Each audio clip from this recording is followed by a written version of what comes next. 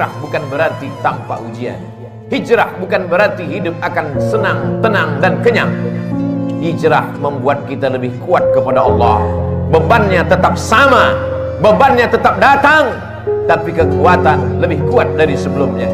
Itulah mana hijrah. Marhab, marhab, ya hilal. Ahlan, ahlan, kaifal hal.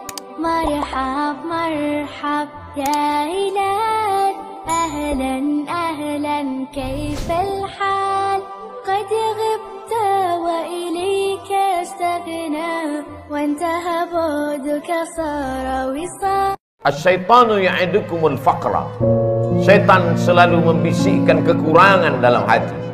Syaitan selalu membisikkan kesedihan. Syaitan selalu membisikkan ketakutan. Halau ketakutan itu dengan takbir. Usir rasa cemas itu dengan takbir. Allahu Akbar, Allahu Akbar, Allahu Akbar, walillahil hamd. Bahwa orang yang dekat dengan Allah, ujian tak pernah terhenti datang. Kenapa Ibrahim yang bergelar Al-Khalil, kekasih Allah, Al-Khalil, orang paling dekat dengan Allah, Al-Khalil, orang yang disayang Allah, mengapa ujiannya datang silih berganti? Ujian pertama datang dari seorang ayah yang tidak menyembah Allah. Ya abati, wahai ayahku, mengapa kau jadikan berhala sebagai Tuhan? Apa jawab Azar, ayah Ibrahim? La illam tantahi, kalau kau tidak berhenti menceramahi aku, kalau kau tidak berhenti mendakwahi aku, la arjumannaka, akan ku lempar kau pakai batu sampai mati. Wahjurni maliya, tinggalkan aku untuk selamanya. Tak ada ujian yang paling berat selain berhadapan dengan ayah kandung yang musyrik mempersekutukan Allah. Kasarkah Ibrahim? Tidak. Apa jawab Nabi Ibrahim? Sa'astaghfirulaka rabbi, aku tetap akan memintakan ampun kepada Allah atas dosa-dosamu, hai ayah. Innahu kana bihafiyya, Allah itu sayang kepadaku, Allah itu cinta kepadaku, aku akan memintakan ampunannya untukmu. Ini adalah pelajaran bahwa ujian akan datang silih berganti. Ada sebagian orang yang beranggapan kalau dia sudah taubat, kalau dia sudah hijrah, maka hidupnya akan tenang, senang, kenyang, lenang, tak lagi ada ujian. Salah. Hijrah bukan berarti tanpa ujian. Hijrah bukan berarti hidup akan senang, tenang, dan kenyang. Hijrah membuat kita lebih kuat kepada Allah. Bebannya tetap sama, bebannya tetap datang, tapi kekuatan lebih kuat dari sebelumnya. Itulah makna hijrah, itulah makna taubat, itulah makna mendekatkan diri kepada Allah Subhanahu wa ta'ala. Berhadapan dengan keluarga dekat, Ibrahim lulus. Berhadapan dengan musuh-musuh Allah, ketika mereka berdebat dengan otak, Ibrahim menang. Apa kata Ibrahim alaihi salam? Yang membunuh berhala-berhala kalian, yang memecahkan dan menghancurkan patung-patung ini adalah patung yang paling besar. Nabi Ibrahim sedang mengajak mereka untuk berdebat. Gunakan akal kalian. Selama ini kalian menyembah patung, selama ini kalian menyembah berhala. Hari ini berhala-berhala itu hancur. Kalau kalian mau tahu siapa yang menghancurkannya, fas'aluhu in kanu yantiqun. Tanya berhala yang besar ini, tanya berhala yang besar. Digantungkan Nabi Ibrahim kampak di leher berhala itu. Biasanya orang kalau sudah kalah berdebat, kalah otak, dia akan main otot, dia akan main kekuasaan, dia akan main jabatan. Mereka kumpulkan kayu-kayu dan batu-batu, lalu diperintahkan oleh penguasa, harriquhu, bakar Ibrahim. Mereka membakar Ibrahim. Saat itu api yang panas berubah, sunnatullah terjadi. Apa kata Allah Subhanahu wa ta'ala?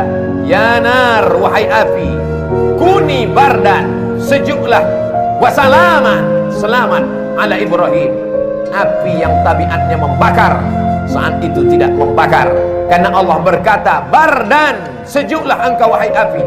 Ibrahim keluar dari api unggun dalam keadaan kedinginan. Andai Allah tidak menutup ayat itu dengan salaman, selamat, mungkin Nabi Ibrahim akan mati kedinginan di dalam api yang panas. Api tak dapat membakar kalau sudah Allah berkuasa. Ini menunjukkan bahwa Ibrahim alaihissalam tetap berhadapan dengan penguasa yang zalim, berhadapan dengan berbagai macam ujian, berhadapan dengan ayah kandung, lulus, berhadapan dengan penguasa yang zalim, lulus. Tapi ada ujian yang lebih berat daripada itu, ujian kerinduan, ujian kehampaan hati, ujian kekosongan jiwa.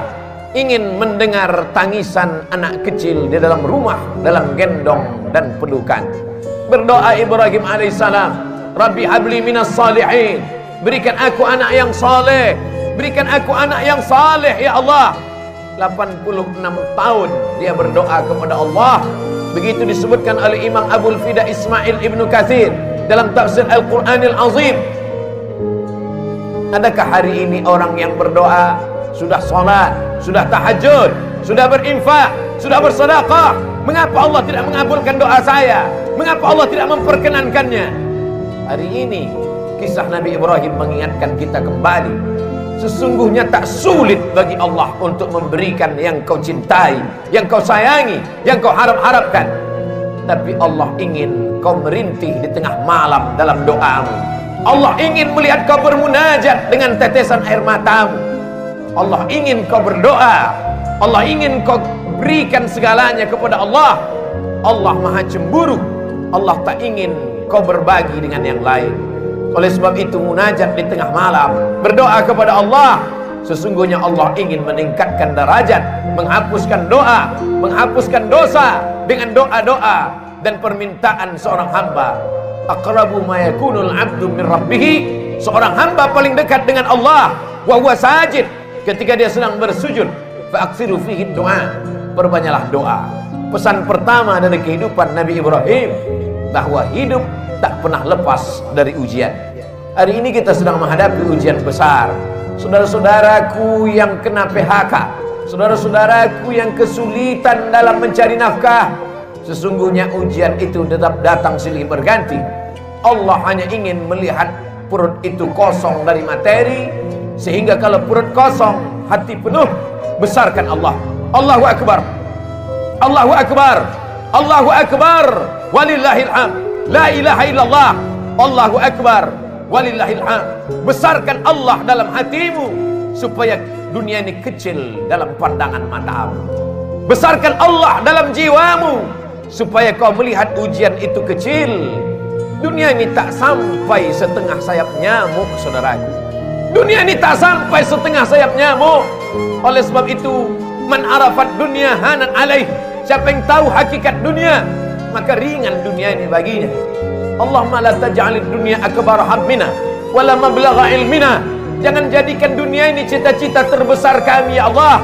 Jangan jadikan dunia ini harga terhadap ilmu kami. Dunia hanyalah jembatan menuju akhirat. Ad-dunya balaghun ilal akhirah. Kalau ditakdirkan Allah kita masih menikmati dunia ini sampai besok pagi, jadikan dunia ini sebagai amal saleh. Tapi kalau dunia ini hanya berakhir sampai nanti malam, berarti husnuzan. Allah ingin membuat kita berhenti daripada dosa. Itulah mengapa Nabi Ibrahim disebut 4 kali sehari semalam dalam satu salat 2 rakaat. Bagaimana dengan 4 rakaat? Bagaimana dengan yang lain? Bagaimana dengan salat sunat? Kama sallaita ala Ibrahim wa ala ali Ibrahim, kama barakta ala Ibrahim wa ala ali Ibrahim. Supaya kita mengingat ujian kita ini belum ada apa-apanya. Ujian kita ini belum ada sebesar ujung kuku kelingking Ibrahim alaihissalam. Maka ketika kita membandingkan hidup kita dengan Ibrahim, ringanlah terasa. Keluarlah dari mulut alhamdulillah, keluarlah dari mulut subhanallah. Yang keluar bukan caci maki dan sumpah serapah. Pelajaran pertama, bandingkan diri kita dengan ujian Nabi Ibrahim alaihissalam. Pelajaran yang kedua, bahwa tak ada tempat meminta kecuali kepada Allah. Tak ada tempat berharap kecuali kepada Allah. Gantungkan harapan kepada Allah. La ta'khudhuhu sinatun wala naum. Dia tak mengantuk, dia tak tidur. Jangan gantungkan harapan kepada manusia. Hari ini menjadi kawan, besok berubah menjadi lawan. Jangan gantungkan harapan kepada benda. Benda akan binasa. Jangan gantungkan harapan kepada kuasa. Kuasa akan sirna. gantungkanlah kepada dia. Siapa dia? Allah. Adakah Tuhan selain dia? La ilaha illa huwa. Hidupkah dia? Dia tidak hanya hidup, dia maha hidup. Al-Hayyu. Apakah dia mengatur setiap gerak langkah hidup kita? Al-Qayyum. Dia bukan pabrik kursi yang setelah pabrik kursi mencetak lalu kemudian tidak tahu di mana letak berada. Dia bukan pabrik karpet, setelah karpet dicetak, dijual, tak tahu di mana berada. Dia adalah Allah Al-Qayyum, mengatur kehidupan kita, detak jantung kita, ayunan tangan kita, langkah kaki kita, bisikan yang ada di hati kita, terlintas dalam kepala kita. Dia tahu siapa dia? Allah. Adakah Tuhan selain dia? La ilaha illa huwa. Hidupkah dia? Dia maha hidup. Al-Qayyum. Dia mengatur hidup kita. Mengapa cemas? Mengapa takut? Mengapa ngeri? Ada dia yang mengatur segala hidup kita. Kuasakah dia? Lahu ma fis samawati wa ma fil ard. Ada yang bisa menolong selain dia? Man dzal ladzi yashfa'u indahu illa bi'idhnih. Tahukah dia apa yang ada dalam kepala kita hari ini?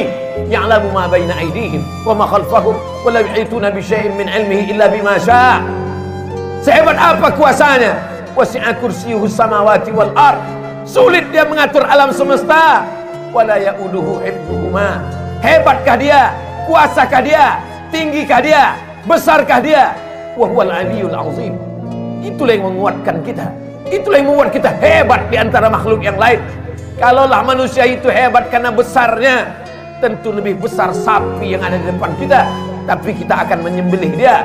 Kalaulah manusia itu hebat karena suaranya, tentulah onta lebih besar suaranya, tapi pagi ini onta disembelih. Kita hebat karena kita membesarkan Allah. Kita hebat karena dibesarkan oleh Allah. Allahu Akbar, Allahu Akbar, Allahu Akbar. La ilaha illallah wallahu akbar. Allahu akbar walillahil hamd. Dunia tanpa Allah terasa kecil. Itu yang dirasakan oleh Sayyidina Abu Bakar Siddiq.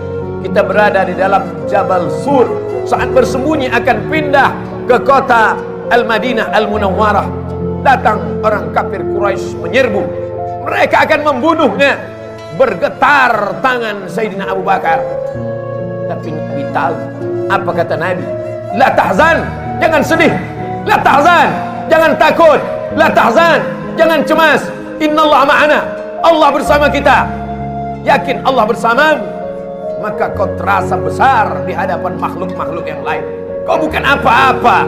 Kau hanyalah setumpuk daging busuk yang akan dimakan cacing tanah. Tapi ketika kau besarkan Allah, maka kau ikut menjadi besar.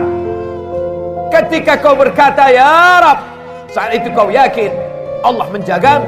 Ketika keluar dari mulutmu ya Rab, saat itu kau yakin Allah memberimu rezeki. Wa ma min dabbatin fil ardi illa 'ala Allah rizquha. Tak ada satupun yang melata di atas muka bumi ini kecuali Allah menjamin rezekinya. Mengapa orang korupsi? Karena takut anak tidak makan. Mengapa orang menjadi nepotisme? Mengapa orang menghalalkan segala cara? Karena takut tidak makan. Orang yang hanya memikirkan perut, maka hakikat dirinya tak jauh lebih kecil daripada yang keluar dari perut.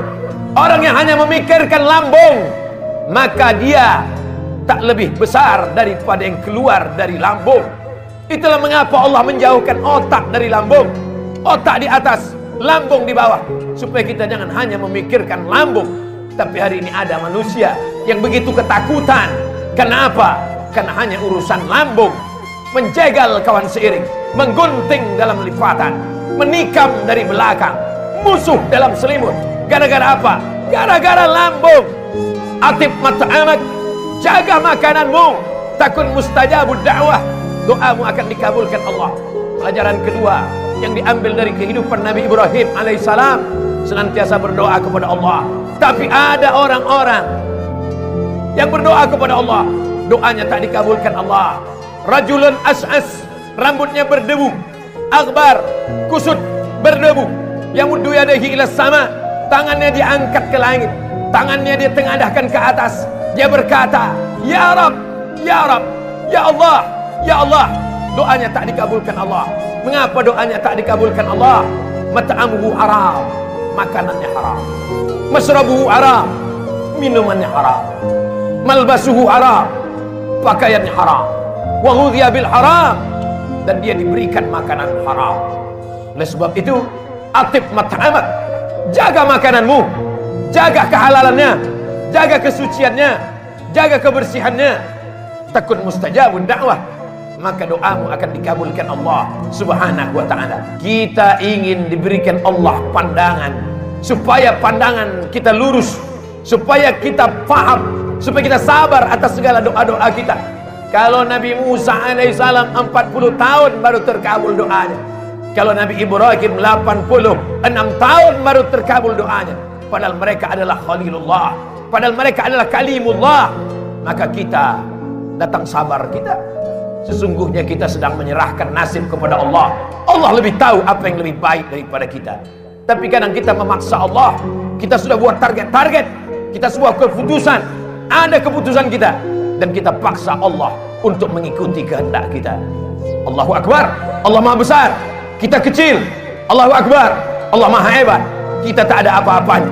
Robah pandangan kita, berikanlah yang terbaik untukku menurut pandangan Engkau ya Allah. Bukan aku paksa Engkau mengikut kehendakku, karena Engkau saja yang besar, yang lain kecil ya Allah. Pelajaran yang terakhir, yang ketiga, puncak daripada cinta adalah ketika sanggup berbagi. Puncak cinta bukan memiliki, puncak cinta bukan menguasai, puncak cinta ketika sanggup berbagi. Itu ditampakkan dalam kehidupan Nabi Ibrahim alaihissalam. Setelah anak itu lahir, itulah puncak cinta, keinginan untuk memiliki untuk selamanya. Tapi Allah berkata lain. Ya bunayya, wahai anakku, inni ara fil manam, kulihat dalam mimpiku, anni adbahuka, aku sembelih lehermu, fanzur madza tara, apa pendapatmu hai anakku. Dan ternyata anak pun sama berfikirnya. Puncak dari cinta kepada ayah adalah saat sanggup berbagi kepada Allah. Apa kata sang anak? Ya abati, wahai ayahanda, if'al ma tu'mar, laksanakan perintah Allah. Satajiduni insyaallah minas sabirin. Insyaallah aku sabar ayah. Bertemu seorang ayah yang soleh dengan anak yang soleh. Jangan pernah bermimpi mendapatkan anak yang soleh kalau tidak dari ayah yang soleh. Soleh dalam berpikir, soleh dalam beramal, soleh dalam mencari nafkah. Siapa yang cinta kepada Allah, maka dia bagikan kepada Allah. Siapa yang cinta kepada makhluk, maka habis untuk makhluk, makhluk itu mati, semuanya berakhir. Tapi cinta kepada Allah, itulah yang kekal abadi. Sesungguhnya yang dibagi kepada Allah, yang ikhlas berbagi karena Allah, itulah yang akan kekal abadi sepanjang zaman. Tak akan lapuk kena hujan, tak akan goyah angin kencang. Sebab apa? Sebab Allah yang mengekalkannya hingga hari kiamat. Serahkan kepada Allah, dia akan besar. Bagikan kepada Allah, dia akan kekal abadi. Ma'akalta fa'afnaita, kalau kau habiskan untuk makan, dia akan busuk. Wa malabista, kau habiskan untuk pakaian, dia akan lapuk. Wa matasaddaqta, yang kau sedekahkan untuk Allah, itu yang akan kekal abadi. In tansurullah, kalau kau tolong agama Allah, yang surkum, yang kau cari selama ini, pergi pagi pulang petang, habis waktu, tinggal sholat, tergadai agama dan akidah, hanya sampai ke tenggorokan. Setelah itu pun kau akan mati. Harta warisan dibagi-bagi, tak tersisa untuk diri. Semua hanya akan dibawa menghadap Ilahi. Akan kembali ke rumah. Yarji'usnani, anak, menantu, sahabat, buah hati belayan jiwa, akan kembali ke rumah. Mereka akan menangis 2-3 hari. Selepas itu mereka akan tertawa. Mereka akan melupakan kita. Kerja, kalau kau hari ini jabat tinggi, punya kekuasaan hebat, dia akan digantikan oleh orang lain. Belum kau mati, mereka sudah siap untuk menggantikannya. Wa yabqa wahidun, yang tinggal hanya satu. Apa dia? Wakaf, infak, sedekah. Bila kau punya yang lebih besar, berikan wakaf. Tidak lebih besar, berikan infak. Tidak lebih besar, berikan sedekah. Allah Maha Adil. Kalau kau hebat, berikan wakaf. Kalau kau kurang hebat, berikan infak. Kalau kau manusia biasa, berikan sedekah. Tabassumika fi wajhi akhika sedekah. Senyummu ke wajah saudaramu adalah sedekah. La tahqiranna minal ma'rufi syai'a. Jangan sepelekan perkara walaupun kecil. Antul qiya akhaka biwajhin talqin, hanya sekedar menghadapi orang dengan wajah yang cerah, itulah yang akan dikenang orang sepanjang zaman. Dari abad berabad, dari zaman berzaman, tak akan dilupakan orang. Masih ingat orang dengan senyummu. Saat kau mati dimakan cacing tanah, masih doakannya saat dia lewat di makammu. Masih sempat mulutnya berkata, Assalamualaikum ya ahlal diyar minal mu'minin, wa inna insyaallah bikum lahiqun, yarhamullahul mustaqimin wal mustakhirin, nas'alullah lana wa lakumul afiyah. Tapi kalau kau sombong, kalau kau angkuh,